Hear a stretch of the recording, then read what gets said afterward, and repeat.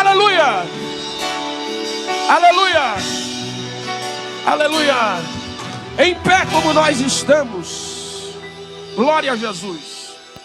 Nós temos a alegria de receber nessa manhã o pastor Eliseu Rodrigues, um amigo que vai me dar gravata depois do culto. Quantos estão felizes pela vida do pastor Eliseu Rodrigues? Diga comigo, amém! Então já vamos à palavra de Deus com total liberdade.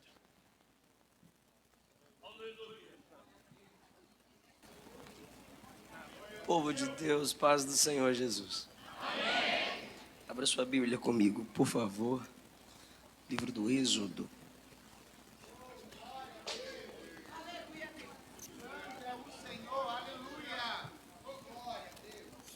Livro do Êxodo, capítulo de número 14.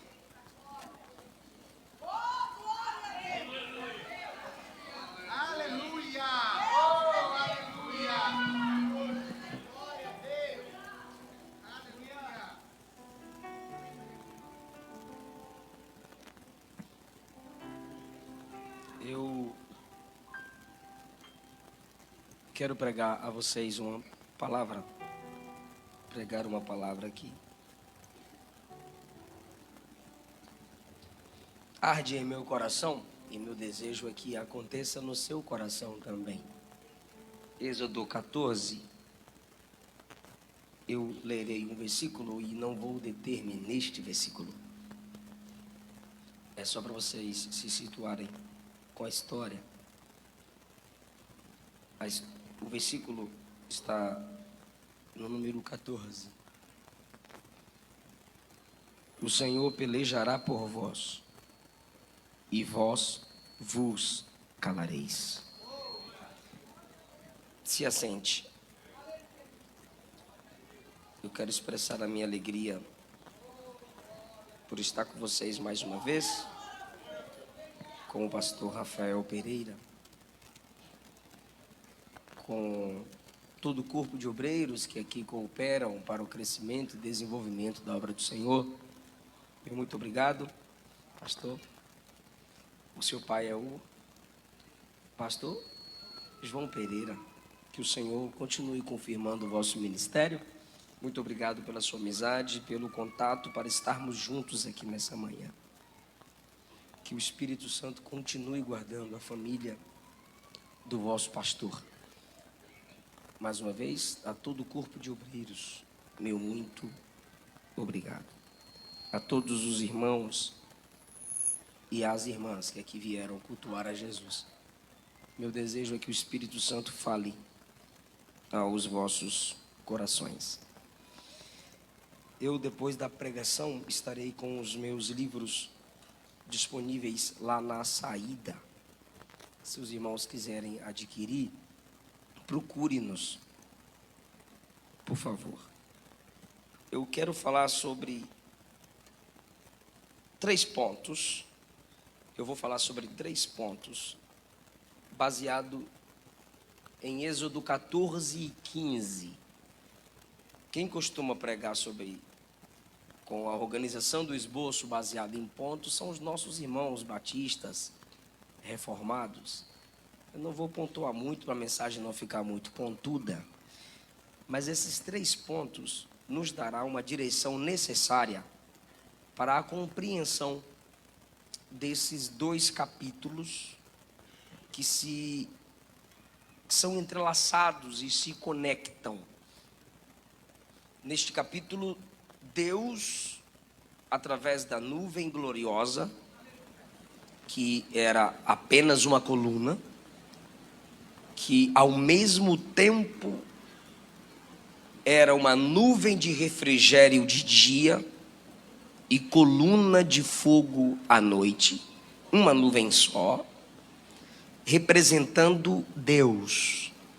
Os movimentos da nuvem eram os movimentos de Deus. Então Deus e Faraó se encontram no que podemos chamar de a batalha final. Faraó começa a guerra e vai até o meio do mar. Do meio para o final é Deus quem conclui tudo. o juízo e a graça também se encontram na travessia do que teologicamente é chamado na travessia de mar ou do mar de juncos. Plantas, algas vermelhas no meio das águas, o que chamamos de mar vermelho por causa do fenômeno destas algas vermelhas no meio das águas. Não apenas Deus e Faraó. Você entenderá, é o meu propósito através dessa pregação, fazer com que você entenda que o juízo e a graça se encontram no Êxodo 14 e 15.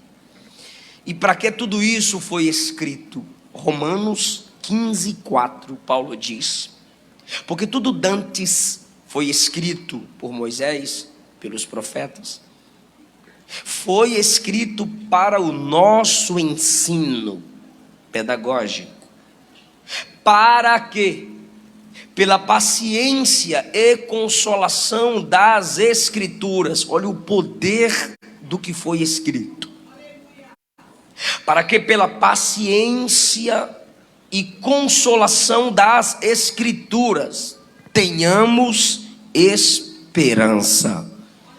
Paulo está dizendo que o que foi escrito com um propósito, qual nos dá esperança. E Paulo está escrito que não somente o que foi escrito tem esse propósito. Paulo está dizendo que as Escrituras têm esse poder de gerar em nós paciência, consolação, esperança. Esse é o poder da palavra de Deus. Esse é o poder das Escrituras. Então, se Paulo, na dispensação da graça, Romanos 15, diz que o que dantes foi escrito, se tratando do Antigo Testamento ou Antiga Aliança, foi escrito para o nosso ensino como igreja, para que nós, como igreja, tenhamos esperança, eu preciso pregar o Antigo Testamento. Se o que foi escrito, foi para o nosso ensino e gerar em nós esperança, eu preciso ver o Êxodo como palavra de Deus para a igreja de Jesus. Até porque o Antigo Testamento era a Bíblia que Jesus lia. Se foi palavra de Deus para o próprio Deus encarnado, Cristo entre nós, por que não pode ser palavra de Deus para nós? Agora, eu não posso ler o texto como verdade e transmiti-la como mentira.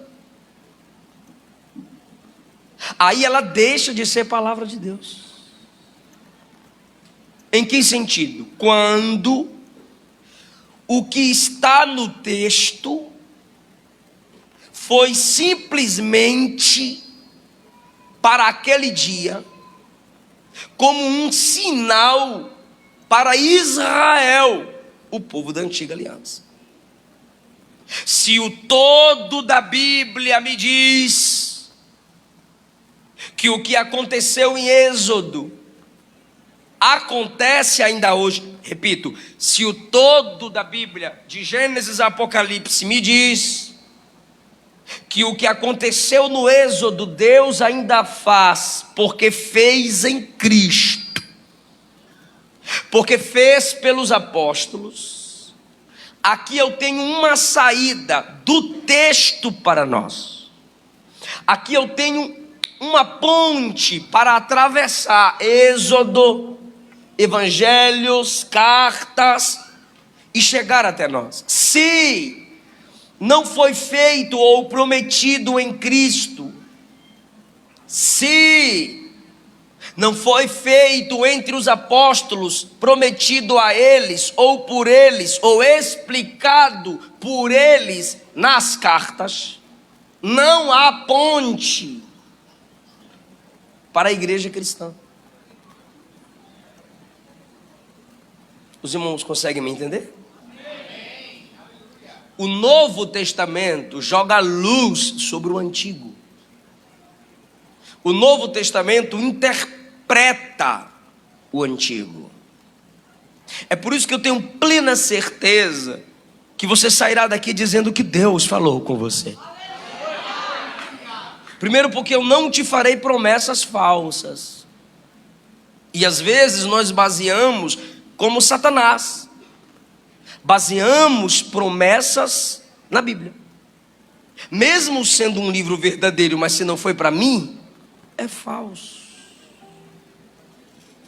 Igual o diabo fez com Jesus, em Mateus 4. O que há nesses 2 capítulos que, por Cristo e apóstolos e pela consolação das Escrituras, podemos ter esperança e falar assim: Deus vai fazer isso comigo. Eu tomo posse disso aqui para a minha vida. Esse é o diferencial dos pentecostais. Eles leem a Bíblia e dizem: Deus vai fazer isso aqui na minha vida. Mas, com a falsa interpretação, eles podem se equivocar.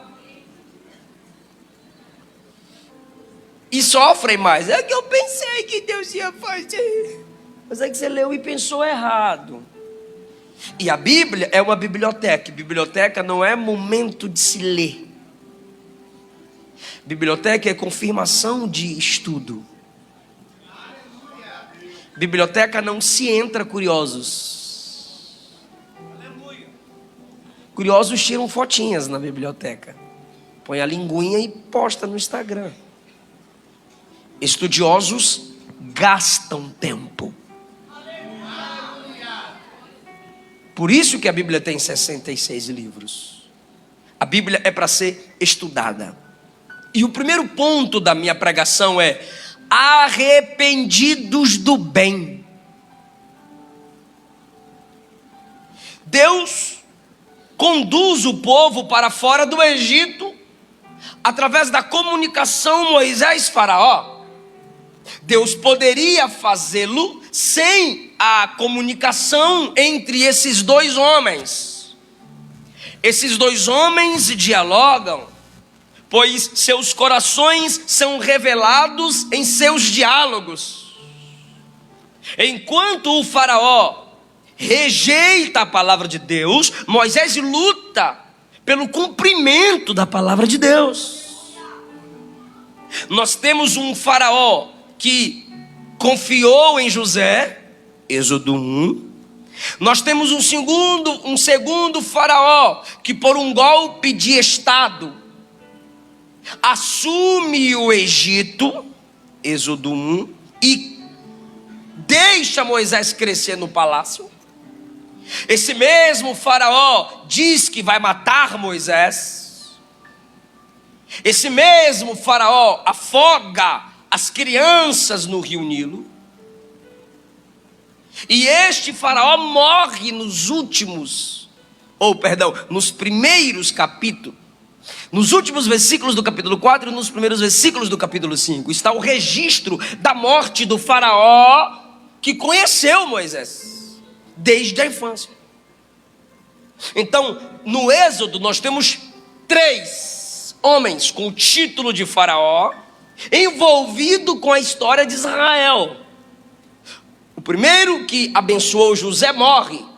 O segundo, por um golpe de estado que permite que Moisés cresça no palácio, morre após a ameaça. Lembra que quando Deus conversa com Moisés para que ele vá ao Egito arrancar o povo de lá, o último temor de Moisés é ser morto por esse Faraó.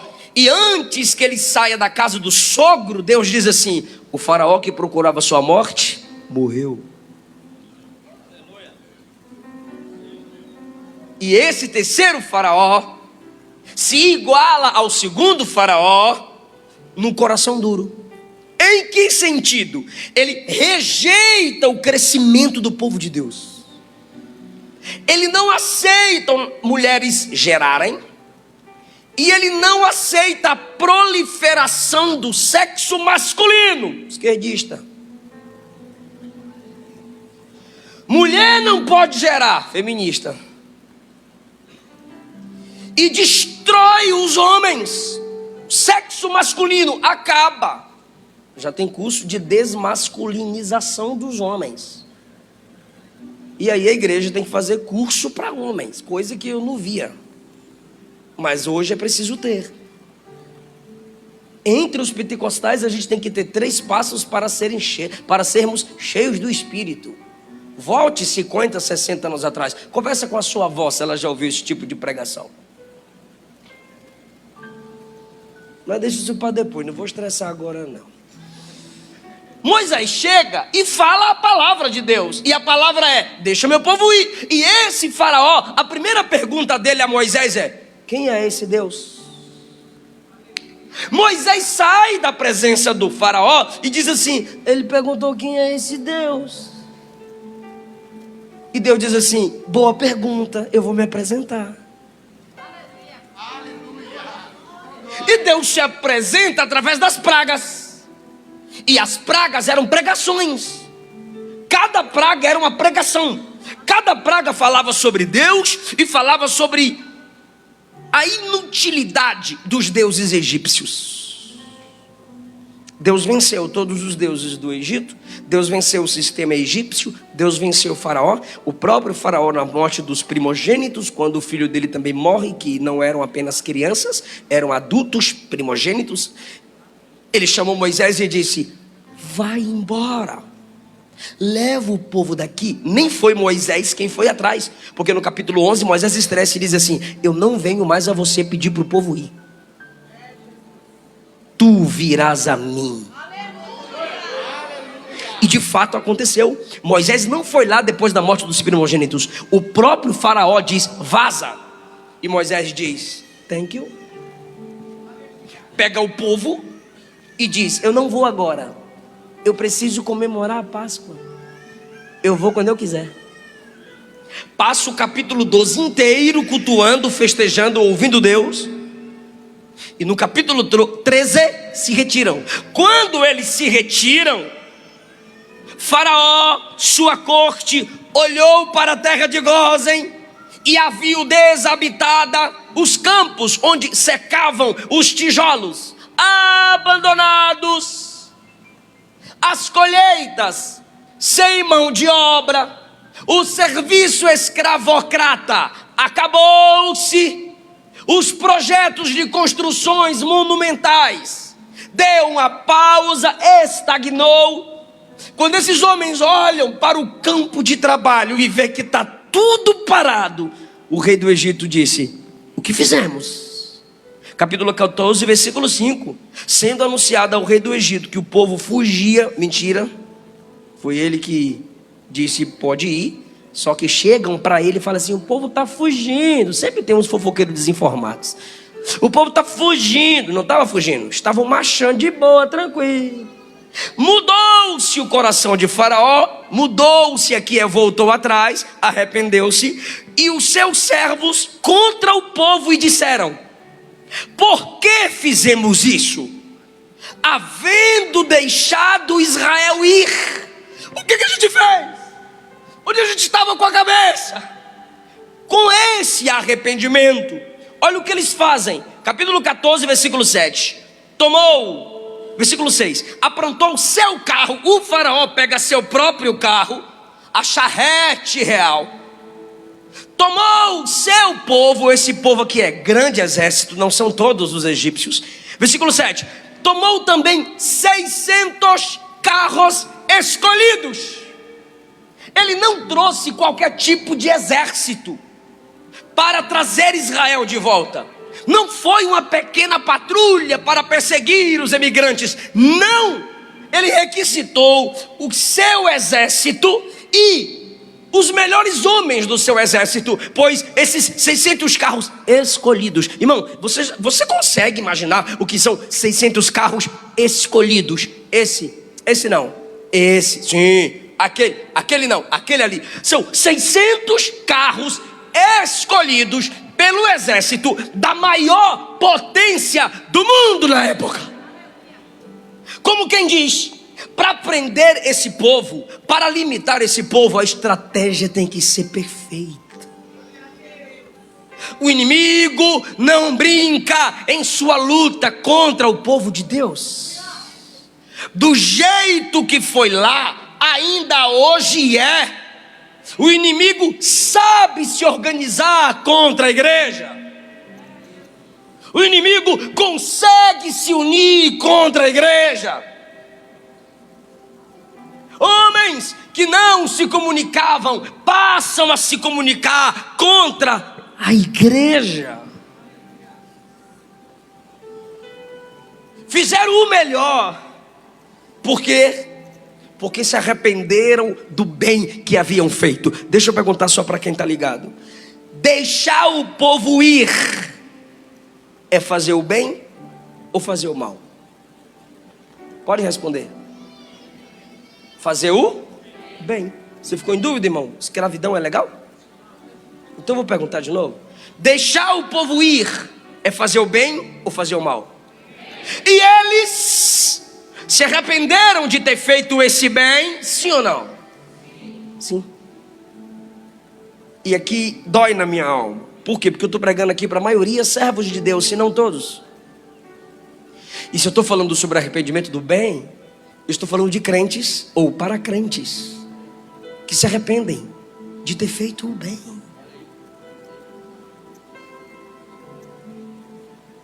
O ímpio não se arrepende da sua prostituição, mas entre nós tem aqueles que se arrependem de ter casado. O ímpio, ele não se arrepende de sua violência, mas entre nós tem aqueles que se arrependem de ter amado, perdoado.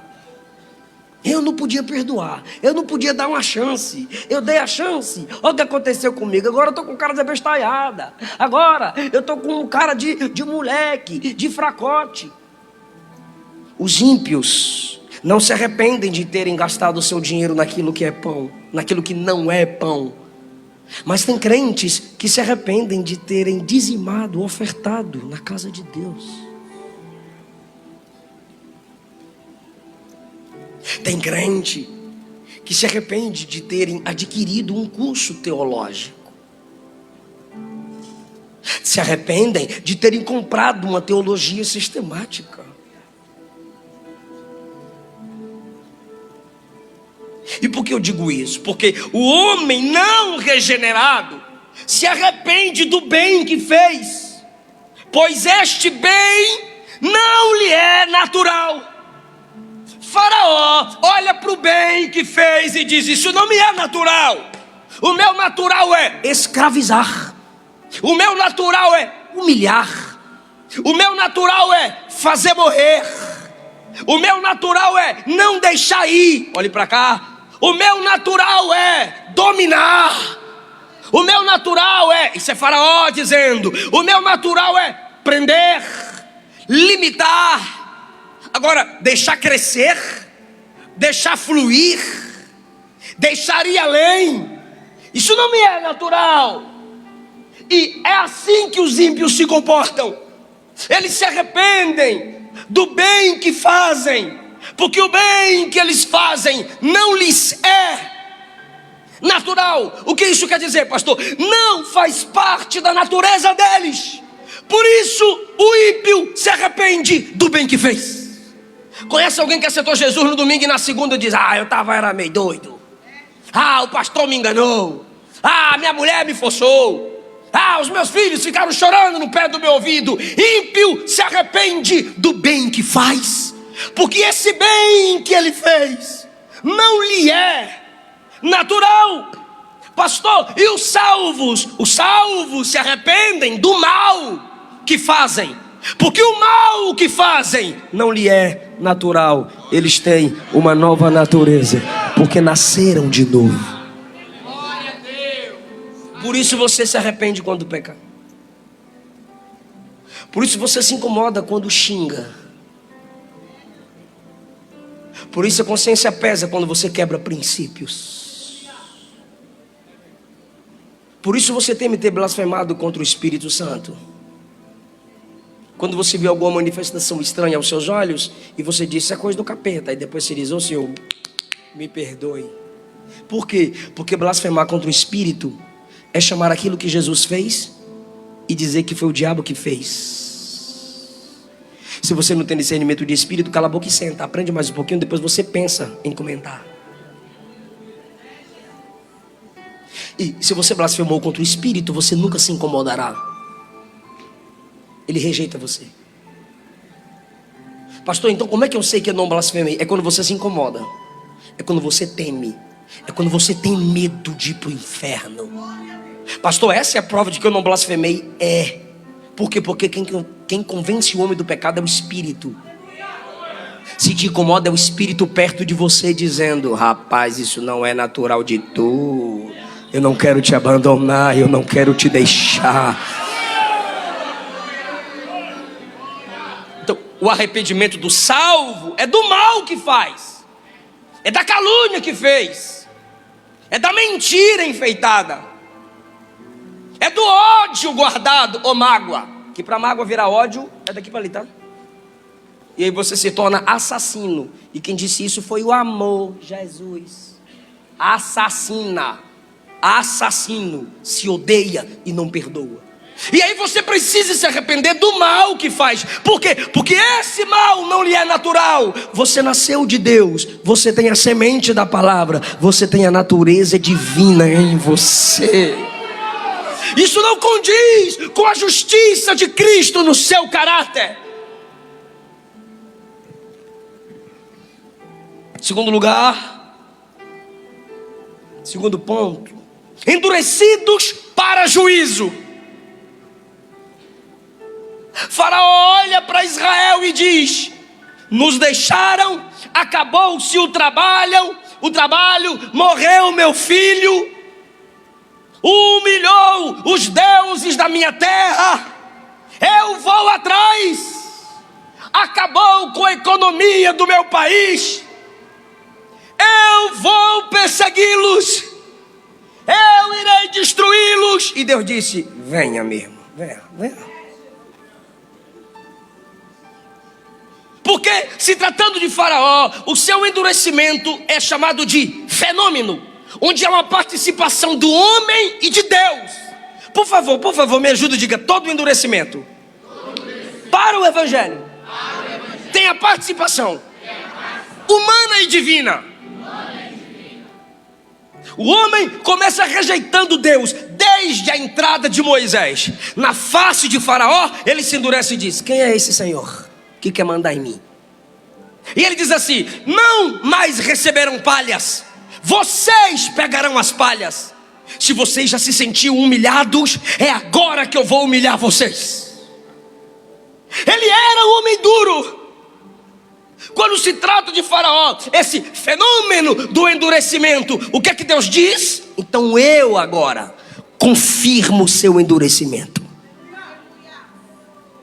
Sabe como? Você pega algo e põe sob a luz do sol. Isso aqui é para secar, isso aqui é para endurecer. Aí o próprio Deus multiplica o calor do sol 7 vezes. Já que é para endurecer, tome. É assim Faraó. Ele vai trabalhando com Moisés com mudanças de humor.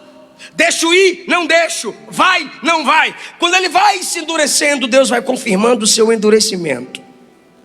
Deus vai confirmando o seu endurecimento. Deus vai confirmando o seu endurecimento.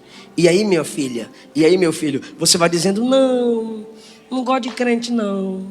Não gosto de música gospel não. Não gosto de pastor não. Não gosto de evangelho não. Aí a única coisa que você registra para o céu é o seu dedinho. Não. Bora para o culto? Não. Bora ouvir uma palavra? Não. Aí você vai dizendo não.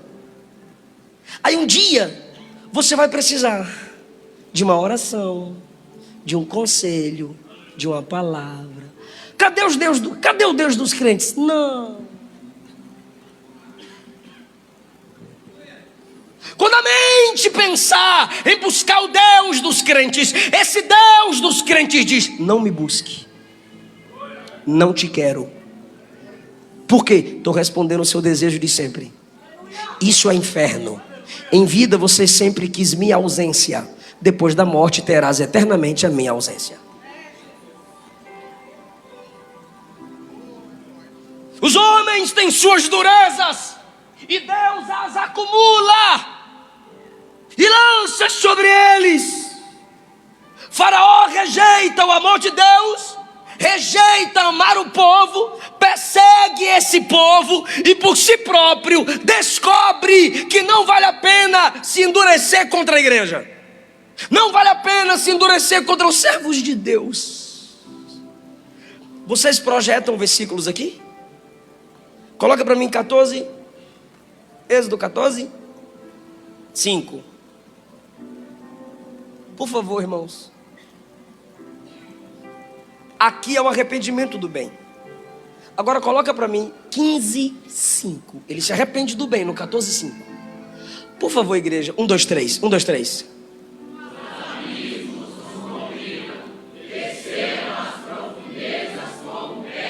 Como?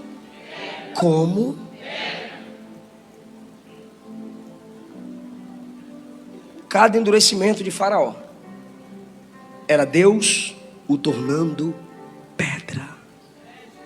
Você já jogou pedra nas águas? Descem com facilidade. Moisés com o povo, depois da travessia, está olhando para as águas e está vendo os ímpios afundarem como pedras. Cada endurecimento teu é o seu próprio preparo para afundar. Quem se endurece demais vai afundar. Não perdoa, não volta atrás, não dialoga, não ajuda, se arrepende do bem que fez. Sabe o que é isso? Você está se preparando só para afundar. Por favor, versículo do número 8. Perdão, versículo do número 10. 15, 10. Sopraste com teu vento, o mar os cobriu, afundaram-se como chumbo. Não se endureça, senão você vai afundar. E o Espírito está dizendo: eu te trouxe aqui para te dar leveza espiritual. A igreja está cantando, cante com a igreja. A igreja está precisando de unidade, se una a ela. A igreja precisa de alguma ajuda, ajude-a. Os servos de Deus estão lutando, lute com eles. Ah, mas no passado, esquece o passado. Tenha leveza espiritual, tenha sensibilidade espiritual. A palavra de Deus está sendo pregada. Tenha leveza para as coisas de Deus. Porque quanto mais você se endurece, você afundará. Você não mais será visto. Você não mais será contemplado. Eu preciso pregar isso. E às vezes você me diz, porque assistiu lá no Record, né? Faraó só ficou olhando e deixou o exército entrar. Salmo 136, verso 15. Deus derrubou o Faraó e o seu exército no Mar Vermelho. A liderança e os liderados caíram. O Faraó e seu exército afundou. Agora, o que é assustador, irmãos, é que tudo isso, no capítulo 14, versículo 30, está diante dos olhos de Israel. Assim, o Senhor livrou Israel naquele dia da mão dos egípcios. E Israel, me ajude agora, e Israel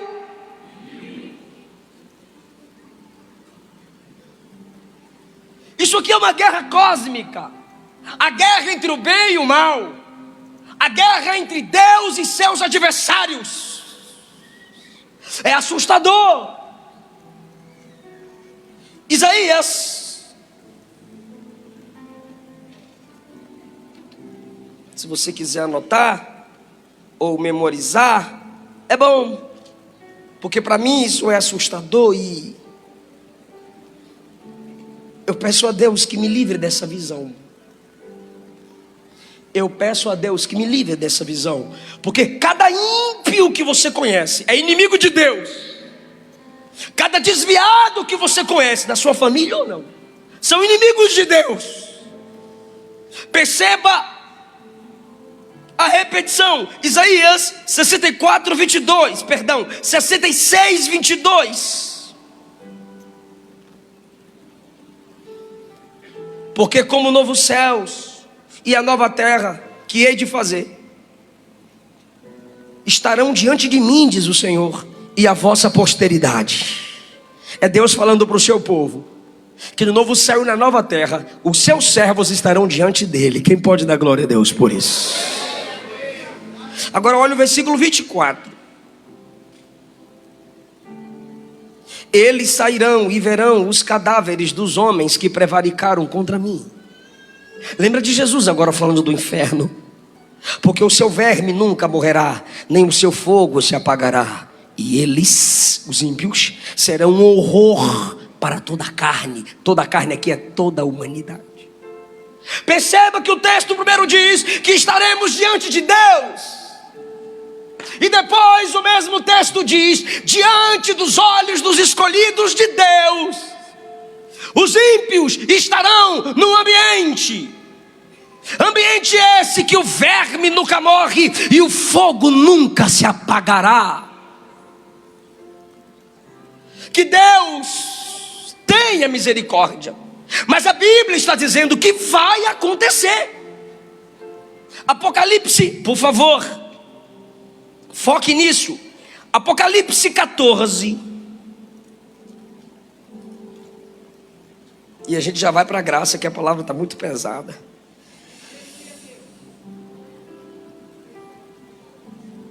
Apocalipse 14, 10. Gostaria muito que a igreja lesse. 1, 2, 3. Também este beberá. Para aí. Este aqui é aquele que aceita a marca do anticristo, o sistema que se opõe a Deus. Também este beberá do vinho da ira de Deus. É uma palavra simbólica para dizer que que o ímpio receberá em sua interioridade, de um jeito ou de outro, a ira de Deus. O vinho da ira de Deus que se deitou, não misturado no cálice da sua ira. Ponto e vírgula, continue por favor.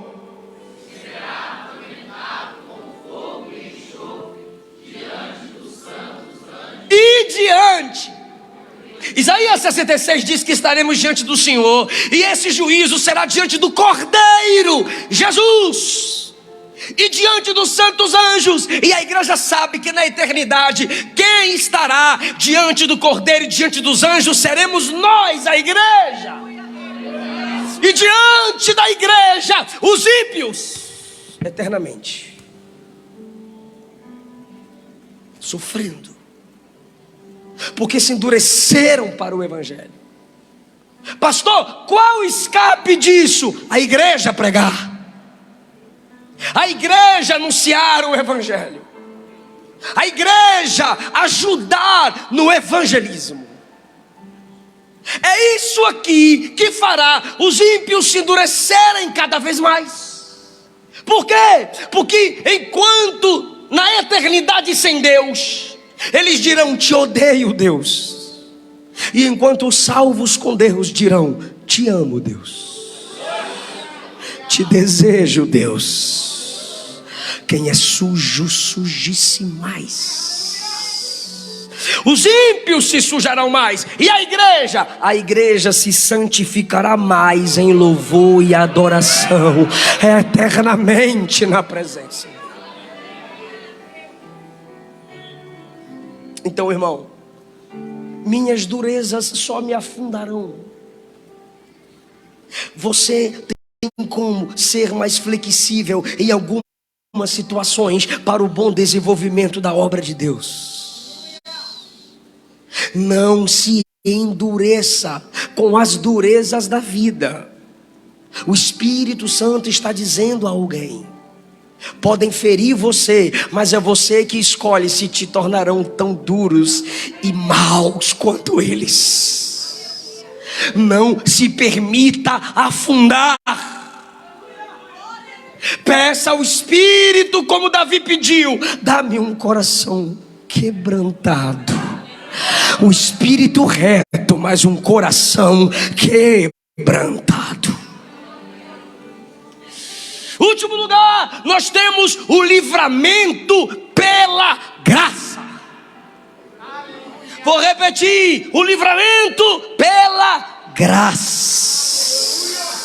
Por que graça, pastor? Porque quando eles viram os egípcios, eles também reclamaram. Versículo 11 do capítulo 14: disseram a Moisés: será que não havia sepulcro no Egito para a gente morrer aqui? Olha que coisa interessante. Moisés, que tinha o palácio, nunca quis voltar para o Egito. O povo que só ficava na terra da escravidão, agora quer voltar para o Egito. Moisés, que comia do bom e do melhor, nunca quis voltar para o Egito. O povo que comia pepino, cebola, só coisa que vem do chão, queria voltar para o Egito. Aquilo do qual você se alimenta determina, irmão, seus destinos, as direções da sua vida. Moisés, que sempre teve as riquezas do Egito, nunca quis voltar ao Egito. O povo que só teve a angústia do Egito, quis voltar para o Egito. Pastor, qual é a diferença? É que Moisés sempre quis Deus. Eu quero Deus, eu quero a presença de Deus.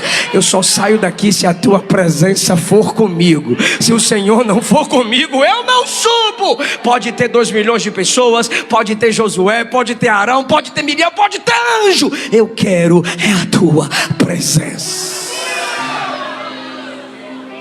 Queremos voltar. Lá tem sepulcro. Enquanto Moisés olha para Canaã, eles olham para os sepulcros do Egito e dizem assim: por que a gente vai morrer no deserto? Por que você nos tratou assim? Olha o 12, olha o 12, olha o 12, capítulo 14, versículo 12. Veja se não é igualzinho um monte de crente. Olha, a gente te disse lá no Egito: nos deixe no Egito. É brincadeira. Irmão, tu imagina isso aqui. Moisés chega diante de Faraó: permita-me, obreiro, por favor, deixa o povo ir. Aí o Faraó diz: não vai não, deixa o povo ir, é povo de Deus, eles precisam adorar, eles têm promessa. Aí o Faraó diz assim: volta amanhã que a gente conversa. Aí Moisés: tá bom. Aí Moisés fala com Arão: olha que legal, amanhã ele vai conversar com nós, e aí vai ser bênção, a gente vai conseguir libertar o povo. Nós temos que ajudar esse povo, Arão. E Arão: Moisés, nós vamos conseguir ajudar o povo. Aí Moisés chegava do lado de fora. É só chegar em casa, você lê do 6 e 7. Quando Moisés chega do lado de fora do palácio, quem está lá? O povo dizendo: deixa a gente em paz, homem. Para de perturbar a gente, cara.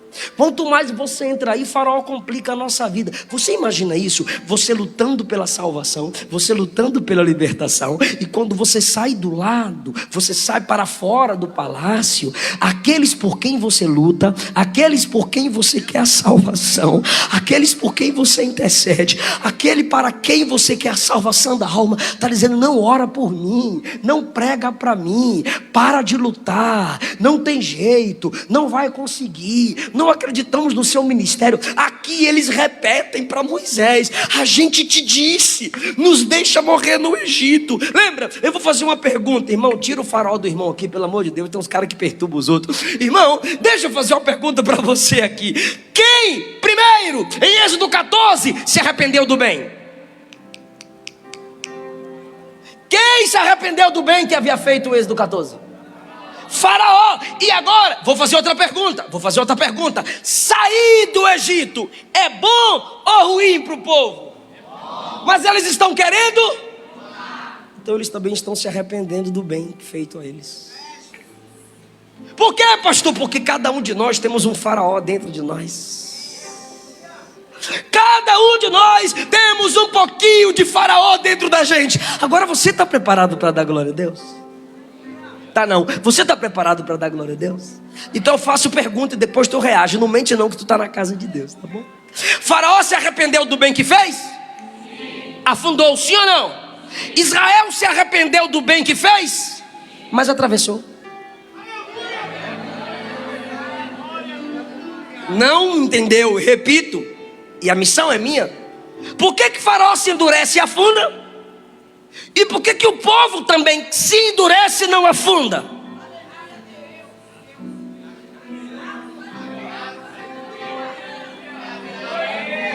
Graça. Você não é melhor do que ninguém. Você não é melhor do que ninguém. Quem era você, perdido, pecador, pobre, miserável, cego, nu, a mesma oportunidade foi dada, mas para você, Ele te chamou, te ergueu, te salvou, te justificou, te purificou, te encheu do Espírito e te mantém aqui. Já era para você estar longe.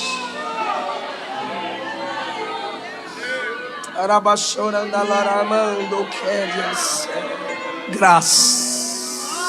Sou eu quem te ajudo, sou eu quem te sustento. Eu te chamei e te seguro. Se caiu eu te levanto. Se quer parar eu te dou forças para voar.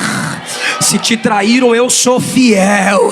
Se puxaram o tapete, você não está em tapete, você está na rocha da palavra. Está na rocha que é Cristo. Ele te endurece para o mundo, Ele te endurece diante de Satanás, mas para Deus você é sensível, você é quebrantado, você quer Deus. Por isso você está de pé.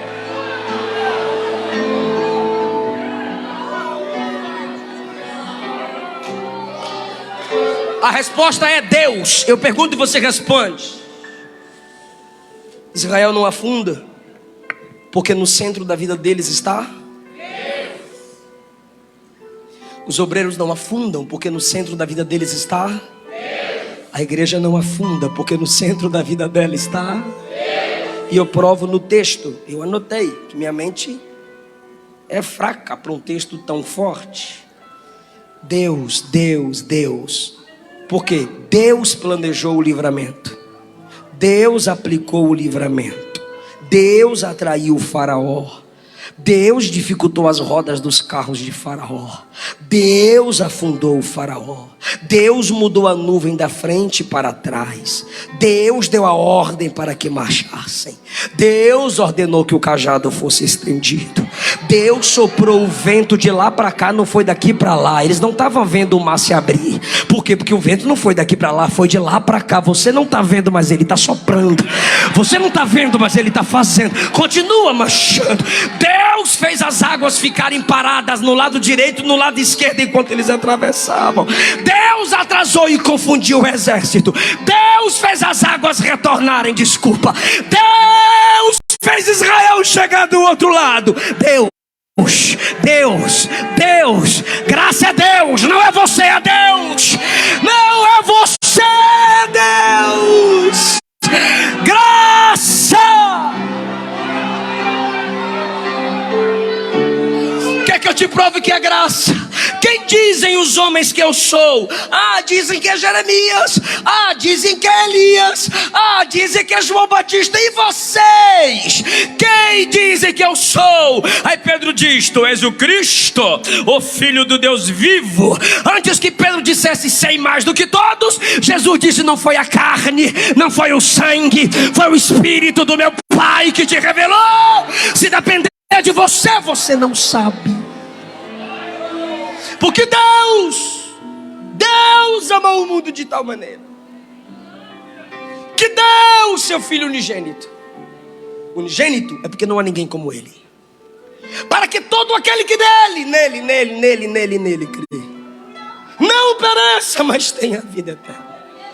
João 15: sem mim nada podereis fazer. Filipenses 4: tudo posso naquele que me fortalece. 1 João: nós o amamos porque Ele, pela graça sois salvos. Isto não vem de vós, é presente, é graça, é dom de Deus. Nada de ostentação, nada de nariz empinado, nada de orgulho. Quanto mais orgulho, dureza. Quanto mais dureza, ele te prepara para afundar. Pedra e chumbo. Aí Deus não vai ter pena de mim? Não. Deus não trabalha com sentimentalismo barato, Deus trabalha com princípio. Quem quebra princípio é quebrado. Mas foi ela que ofendeu eu. E o princípio é: se alguém tem algo contra ti, deixa a oferta no altar, vai lá, se reconcilia, depois vem e faz teu culto. É o princípio.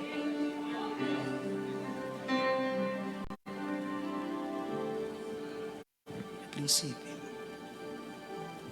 Graça. Graça. Os israelitas não mataram nenhum homem, só machado. Não pegaram na espada, só obedeceram. E o que Moisés disse aconteceu: o Senhor pelejará por vós. Charles Swindoll, em seu diário pessoal, escreveu: quando entro em pânico, fujo. Quando fujo, perco. Quando perco, Deus me espera.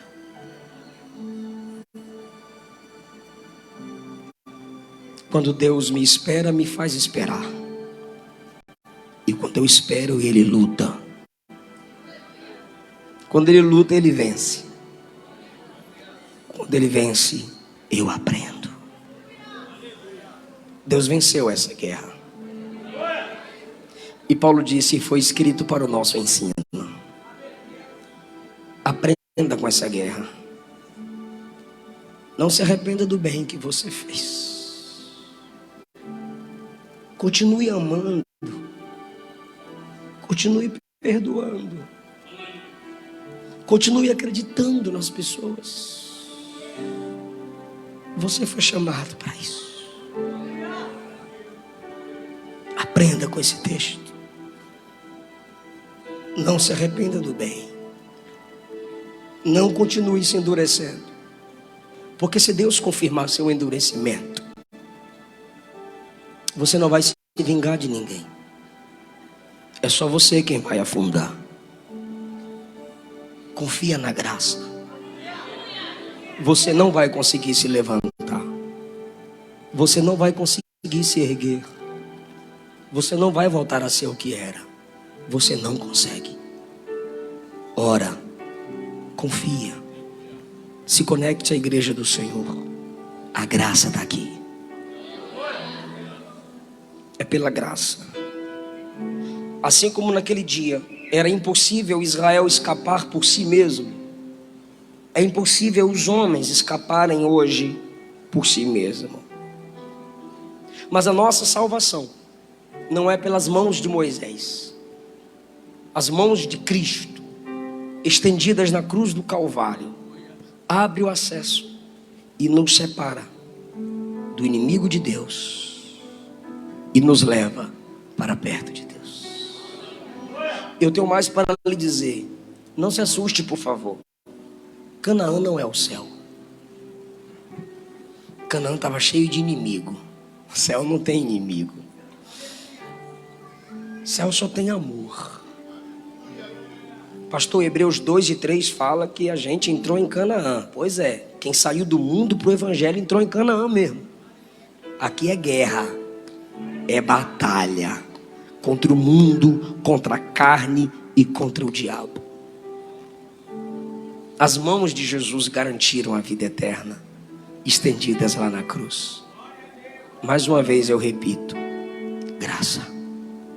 Fique em pé comigo, dando glória a Jesus.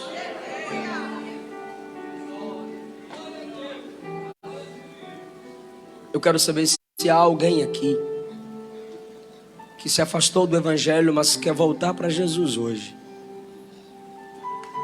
Ou você que nunca confessou Cristo como seu único Senhor e Salvador, mas hoje você quer recebê-lo como seu único Senhor e Salvador.